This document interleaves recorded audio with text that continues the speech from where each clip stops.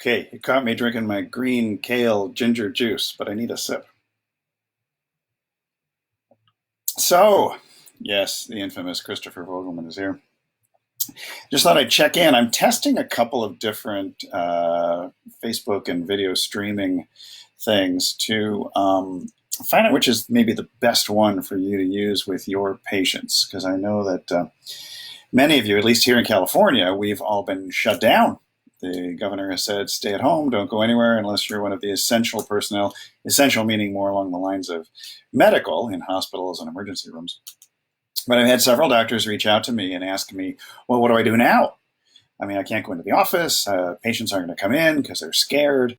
Well, as much as there may be a time of uncertainty and a time of fear, best and most useful way of approaching this is actually to figure out how we can make things better and what we can do right now with this gift. I really do call it a gift of time in order to be able to think, to create, and to come up with some valuable solutions that we can actually use to position ourselves relative to the competitive practices that will be around us once everything gets back to a new normal.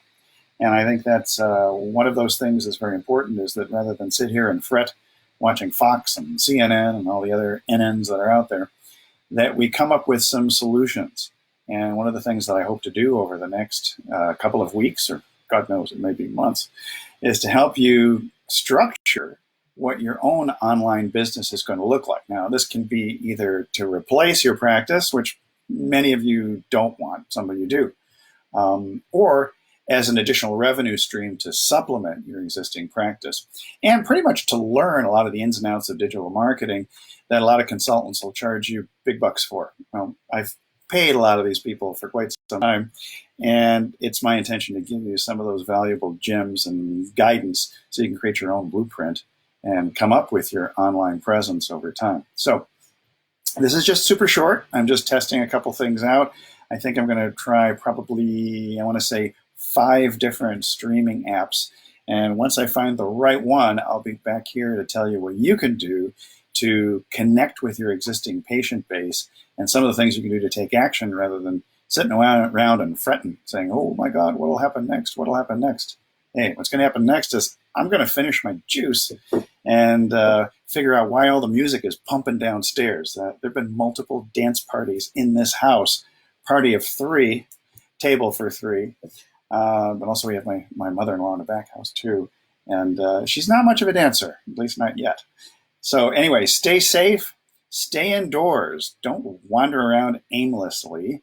It's better if you wander aimfully, as some of my friends do, inside your head and producing things that are actually going to make a big difference and help people as we move forward in this period of adaptation. Because after all, adaptation is probably one of the highest signs of intelligence for any organism.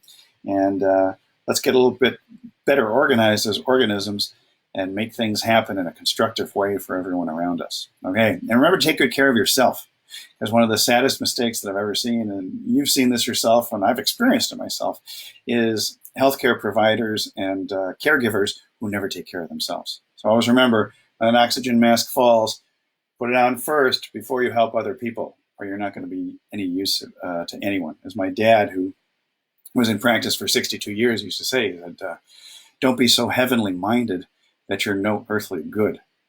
And I take that to heart. In fact, yesterday was my mom's, would have been 97th birthday. And she was able to survive tuberculosis when 2 people around her died. Hey, TB back in the 1930s meant putting all the kids who got it outside on chaise lounges with blankets all over them in the thought that the cold air would kill the tuberculosis. She survived, and the 2 women on either side of her did not. She survived the firebombing of World War II. And I figure, if she can survive near starvation, if she can survive fire bombings in Dresden, then certainly we can survive and thrive and create some opportunities for ourselves, and by just making the world a better place for our patients, our family, and our neighbors. Okay, so with that in mind, I'm signing off for now. Leave your comments here. We're going to go and do some deep dives into things that you can do to help build your own online blueprint.